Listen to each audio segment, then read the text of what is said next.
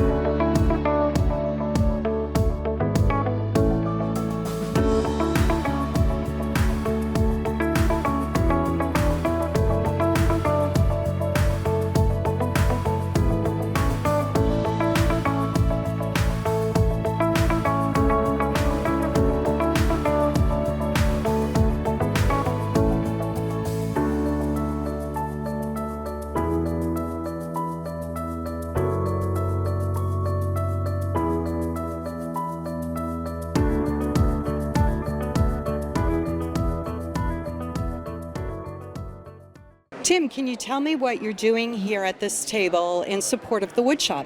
Okay, I'm helping us explain to the community the expansion that's coming up for our Woodworkers Guild. It's the Makerspace Edition, which is a new technology space for all of our computer equipment. So we have computer-aided router, we have the laser engraver, we have 3D printing. These are all technologies that are new, but they're also what our new generation of homeowners are looking for. We currently actually have one of each of these pieces of equipment in our shop already, but they're in an environment that really isn't conducive to a computer, and the dirt and the dust. And the new space, which is shown behind us here, is going to provide us that capability to have a clean space and a dedicated space away from the wood and the wood chips of the wood shop. The engraving that you see on the board right here is all done with a CNC router. While there's still more to come, Ann Prianti attended the Holiday Bazaar. Georgia Lash finds out about Staying Connected's lending medical supplies. And we promo the GFWC's Day of Giving, Dancing, and Singing. So stay with us. We'll return after this brief break. Sun City TV invites you to join our crew. Our growing technology presence requires enthusiastic, creative volunteers. No previous TV experience needed. Email us at suncitytvhh@gmail.com. The incredible talent of Sun City residents was abundantly evident at the annual Holiday Bazaar at Town Square. Let's take a look. Hi, Lindsay. Can you tell us what Lifestyle's role is in the Holiday Bazaar? Absolutely. The Holiday Bazaar has actually been hosted by the Lifestyles Department for many, many, many years now, prior to my position here at Sun City. It's a great opportunity for residents involved in clubs or not in clubs to be able to come showcase their crafts and sell them for the holiday times. Wonderful. And what's going on back here?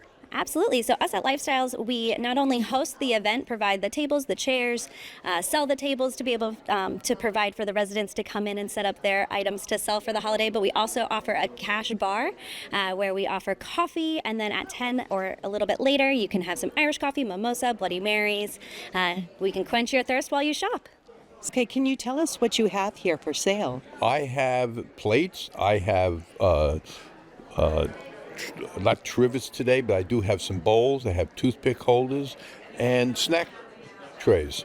And how long have you been doing woodworking? Oh, at least a dozen years. But I grew up in a family of carpenters. Hi. Did you do woodworking before you came to Sun City? More carpentry than woodworking. Woodworking is much more precise than carpentry. Okay, great. Well, thanks for showing us your stuff. Thank you. Hi, Ellen. Can you tell us what you have for sale here today?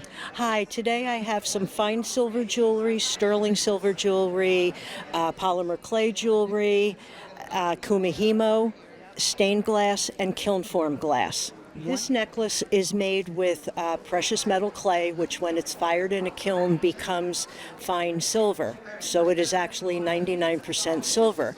However, these beads were made from Cheetos, where I painted slip over them, fired them in the kiln, and I did this because I love Cheetos.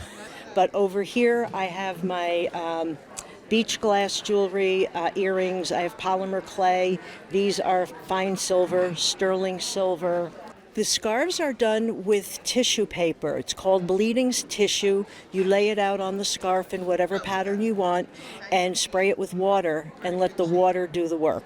Some of the glass is actually stained glass, which I have cut. The other is what they call kiln form glass, where it's actually fired in a kiln to make the shape. So you cut the glass, you fire it flat, then you put it in a mold and fire it again to shape it. Hi, Barb. Can you tell us what you have here to sell? You have a lot of really beautiful different things. Thank you so much. My name is Barb, and so what basically happened was a company that I was with went out of business, and that was back in the summer. And so instead of being depressed, I got busy doing what I love, creating. And I sell a little bit of everything, as you can see. A lot of spiritual gifts, a lot of things shells that have been decoupaged and painted in special ways. I make kind of known for my angels and my crosses, most of all, I guess you could say. And so we have a big variety. And I just love blessing women with beautiful things. This was a box that has been repurposed, so it was really bright and ugly, in my opinion, when I got it. And so I decoupaged it and added to it, and so now it is a keepsake box. Sun City residents have been fortunate to have neighbors who have volunteered to store and lend medical equipment from their homes. So convenient, especially when you're in need. Our community has outgrown the service as provided by one person. Thanks to Staying Connected for coming to the rescue. Hear how this important service has transitioned and is still available to you. I'm here with Dixie Reed, and as you can maybe figure out, we're not in Sun City anymore. And that will be part of our story. So let's begin with the idea of how many of our neighbors, Dixie, in Sun City have been blessed with being able to get medical equipment right from within our neighborhood because of neighbors like you. Tell us about what you've been doing. Well, I'm happy to share the numbers because it is a program that's in serious demand. About 6 years ago, I know that Sarah Alexander, who distributed medical equipment through her home, left, and then there was a 2-year gap where we didn't have that service available. So I stepped up, and in the 4 years that I did it from my home, I averaged about 700 people a year who got a variety of medical equipment. And in the 4.5 years I did do it from my home, over 3,000 people benefited from the service. And they're not just people who have illnesses and surgery. It's an active adult community. And there were pickleball accidents and there were tennis accidents. And tell us about what prompted the change. Well, it really was growth in demand. As most people in the community know, I had been distributing items from my garage. And the more items I was able to get to benefit people, the more residents we had needing equipment. It just grew beyond what was fair to the community. I probably couldn't get things to individuals as quickly as they needed them. Tom, Sun City TV has had so many opportunities to highlight Staying Connected's beautiful benefits that you give our community. And here I am again. To thank you because you've taken on the mantle of the lending medical equipment. Now, you've got a lot that your neighbors and your volunteers already do. What prompted this decision to happen? It actually was, I happened to see online where Dixie was bemoaning the fact that she was overloaded and the neighborhood was busy. And I got with our executive director, Jim Burnham, and we both simultaneously agreed that this is something that was such a great fit for staying connected. It was a service we hadn't offered. It's a terrific service. So it was just a natural fit, and we decided to pursue it. And the decision was to move it off campus then, right? Oh, absolutely, because there was nowhere on campus to store items. So the decision was made to come here to Citadel. Yep. And it's close. I mean, it's it's almost even this golf cart distance, right? Okay, so it's convenient. Tell us how else the program is going to work. Well, the program simply works as we have the equipment here. Someone who needs it calls a number, leaves a message saying, I need a wheelchair, or I need a walker, or I need a shower chair. That message is picked up by someone who then looks at it, calls the person, and gets a better description of what's needed, puts that information then into a computer for a day to be picked up. A volunteer signs up for that day, and on that particular day comes and gets the equipment and delivers it to the home. Okay, is there a cost involved? There is. There's an enormous cost of $1. How do you do it? Oh, that's amazing. So you've already made it convenient for the pickup and return. Correct. Return. We deliver the item to the resident, and then when they're through with it or finished with it, we go ahead and pick it up. Reporter Jojo Hines is here and chats with Sharon Quinter from the GFWC about their upcoming event. Let's listen. We are here with Sharon Quinter, the entertainment director for the Day of Giving, Dancing, and Singing event. She is also a sun dancer and a member of the General Federation of Women's Clubs of the Lowcountry.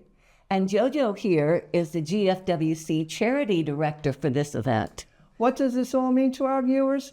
Well, I coordinate the Bluffton Self-Help Band to be there and set up the GFWC Snack Shack for the monetary donations that we receive. This year's our recipients are CAPA, the Child Abuse Protection Association, Alzheimer's, and Bluffton Self-Help. Now, Sharon, can you tell everyone what the Day of Giving is all about? Sure. The National Day of Giving falls on the Tuesday after Thanksgiving and follows Black Friday, Small Business Saturday, and Cyber Monday.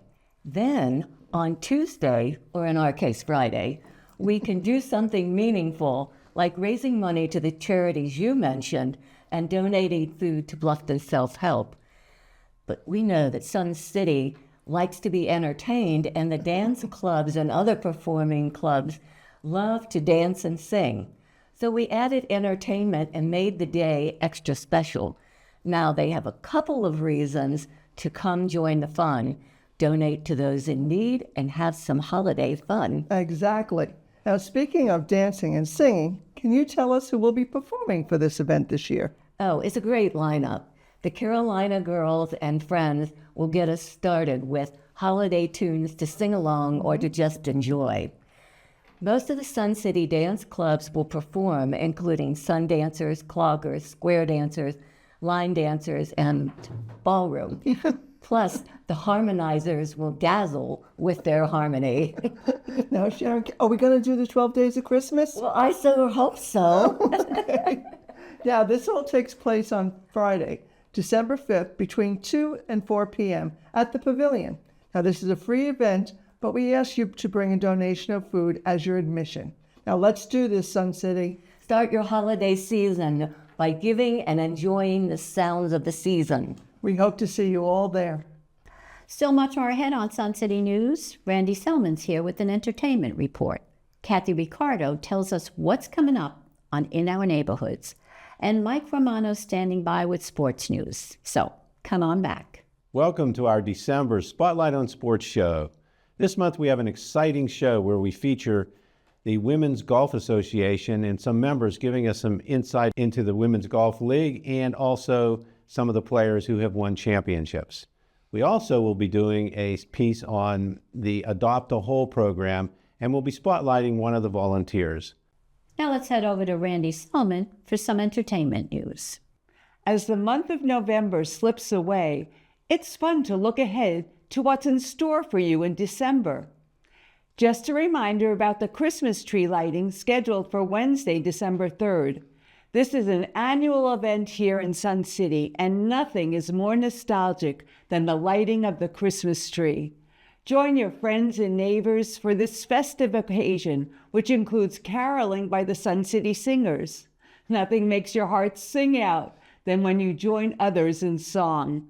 There will also be light refreshments to enjoy, and the fun starts in the pavilion at 4 p.m. and the lighting of the tree at 5:30 p.m. For more tree lighting fun, the town of Bluffton will ring in the holiday season on Friday, December 5th, with its 54th traditional tree lighting ceremony, followed by a countdown to Christmas. The festivities begin at 5:30 p.m. at the Martin Family Park. But that's not all. On Saturday, December 6th, the Bluffton Christmas Parade begins at 10 a.m. Now in its 6th decade, the parade has grown alongside Bluffton's booming population. The parade will now feature 125 floats, marching bands, community groups, and local businesses. This is a great way to welcome in the holiday season and also rekindle some past memories.